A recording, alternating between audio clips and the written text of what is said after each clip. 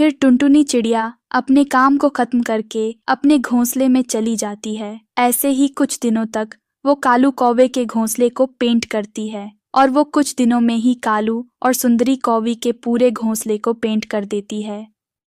कालू का घोंसला तो बहुत सुंदर लग रहा है। भैया जी, मैंने आपके सारे घोंसले को रंग कर दिया है, अब मेरे पैसे दे दो।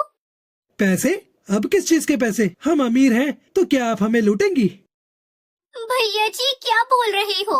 मैंने आपके घोंसले को रंग किया है और उसी के पैसे मांग रही हूँ।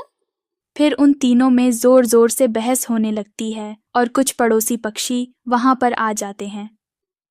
अरे कालू जी, ये सब क्या हो रहा है और इतना शोर शराबा क्यों है?